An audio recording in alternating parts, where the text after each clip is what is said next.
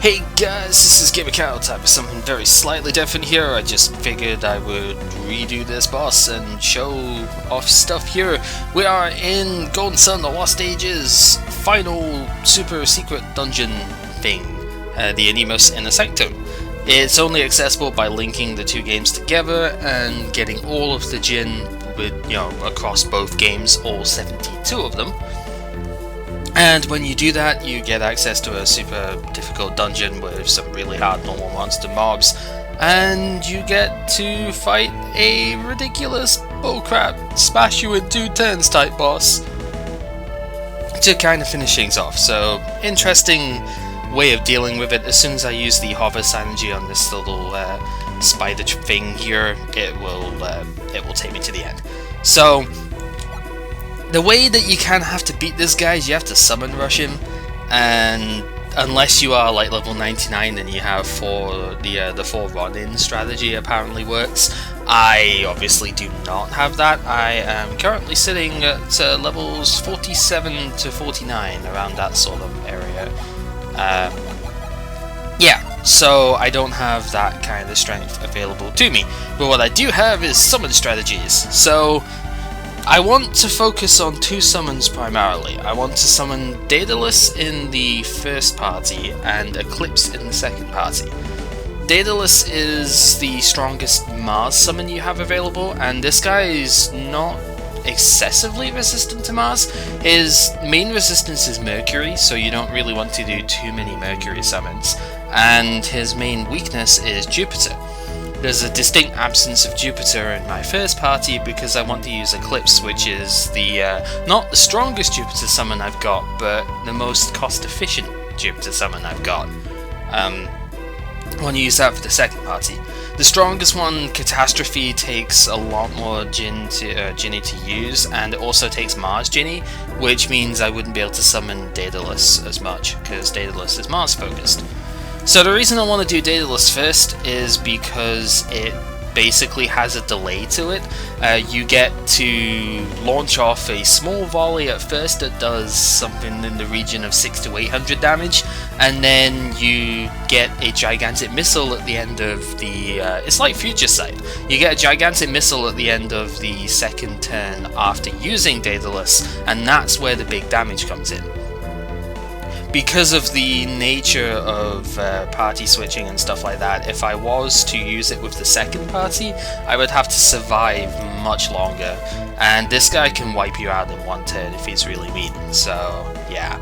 To that extent, the only Djinni that I have on, set mode, ready to actually use, are the ones that shield your party.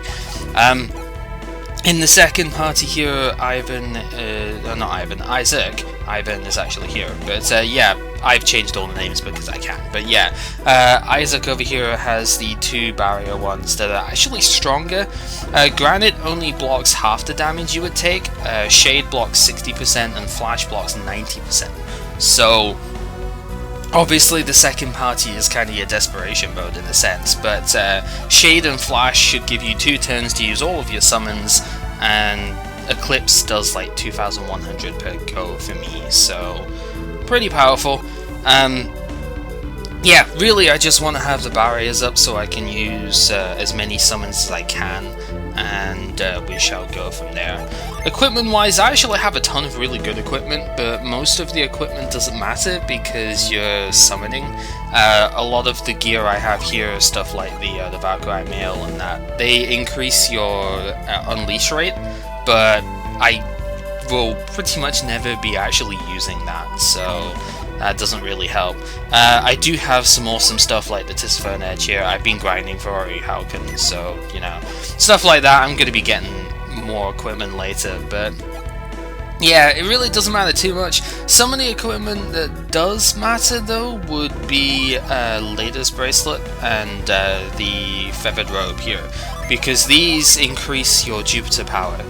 20 for the robe, 30 for the bracelet, and that helps power up Eclipse, which is pretty much my main offense here. So both of my Jupiter adepts have the both the bracelet and the feathered robe.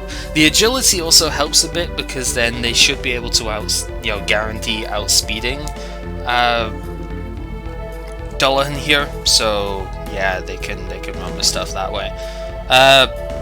Like I said, most of the stuff I have actually is more for unleash rates, which really won't come into play at all. So too bad on that, but it is okay. I guess I should probably put the pure circlet back on you because, you know, mercury power and stuff, but it really doesn't matter that much. It's not like that's going to come into play at all. So let's just hover over and we shall take this guy on. Now this is on the virtual console, so I do actually have a save state past this guy, or restore point, sorry, because I have done it before. I know this strategy works, but I've only actually tried this once, so I don't know if this is consistent or not. We shall find that out as we go along. So, like I said, we're going to Summon Rush. We can summon 4 rounds of Daedalus, but not everybody is going to be using that because Pyrrhus really isn't going to be very good at running that. But what he can do is he can run Granite here so that we should survive the first turn.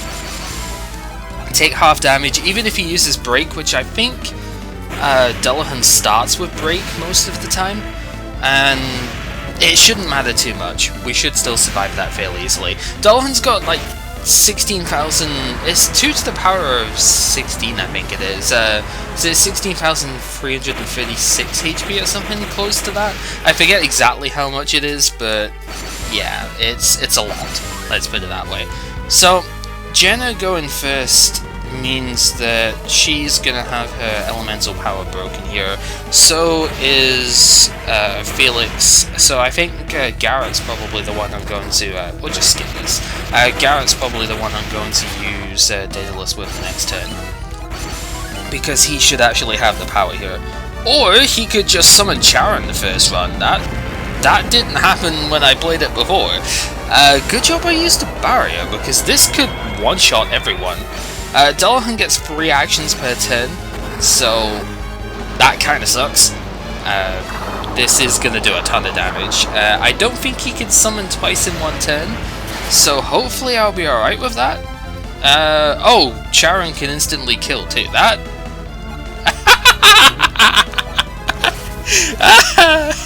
yeah, okay, I did not know that. And then Djinn Storm puts all of my Djinn on standby, which is actually okay because I didn't have any left anyway there. Wow, okay, that sucked. Well, I was faster before, so I should at least get Daedalus off here.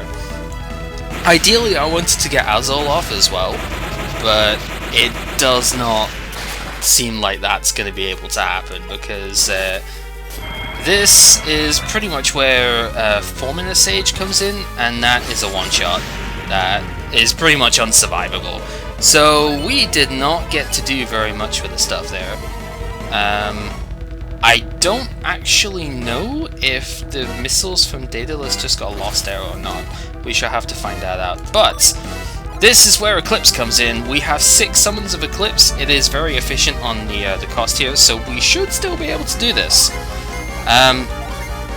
Yeah, that was a really unlucky first turn though, but this is where the summon should come in.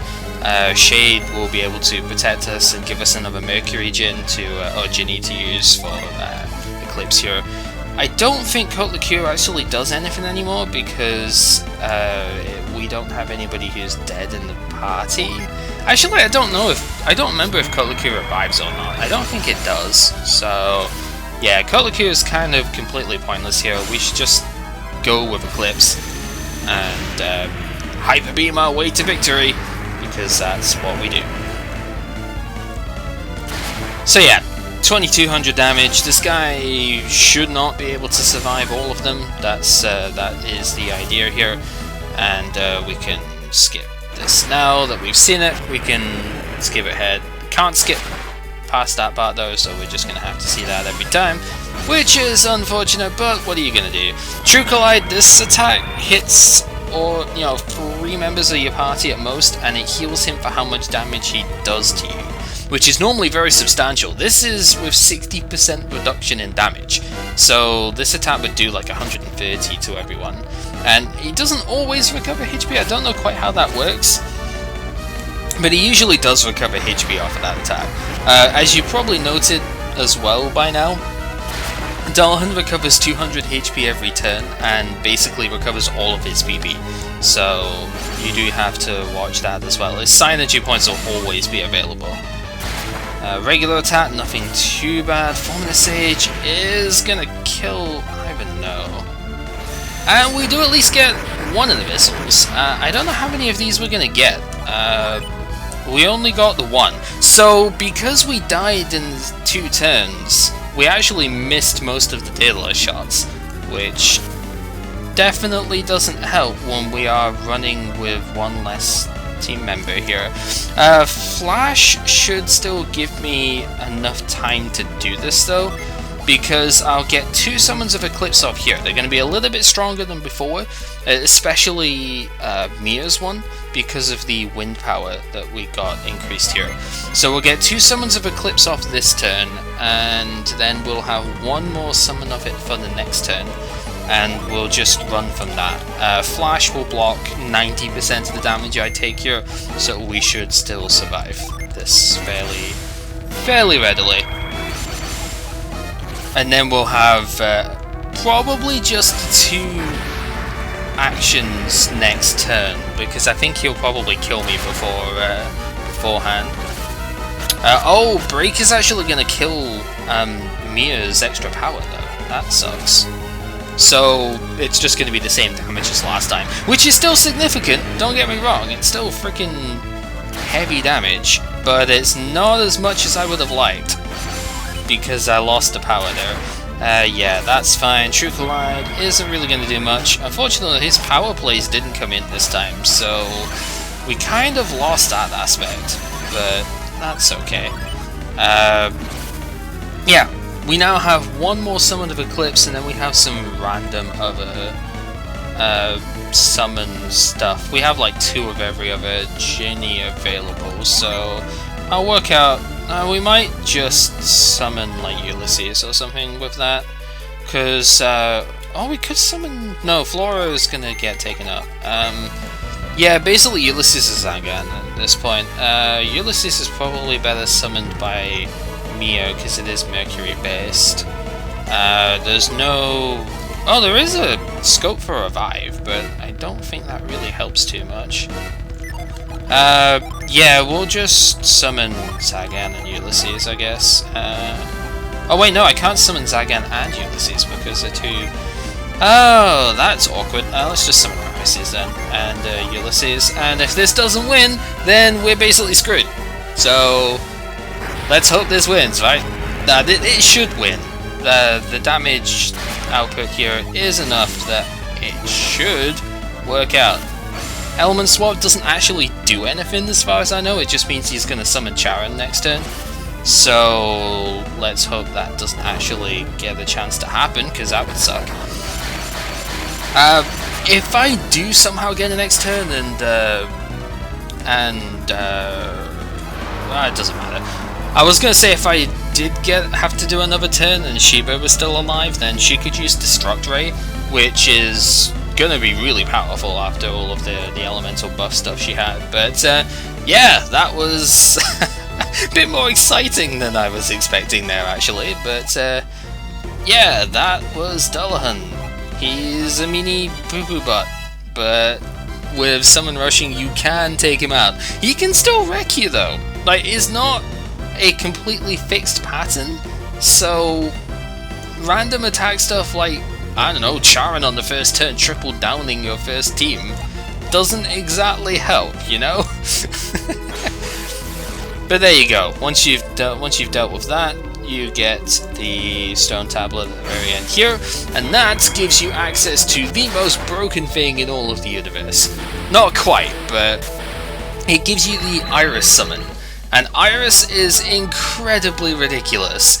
It takes a boatload of Djinni to use, like 9 Mars and 4 Mercury is crazy, but if you're using double element classes and stuff like that, you should be able to get the Mars Djinni available fairly easily, because you could use 2 or 3 per turn.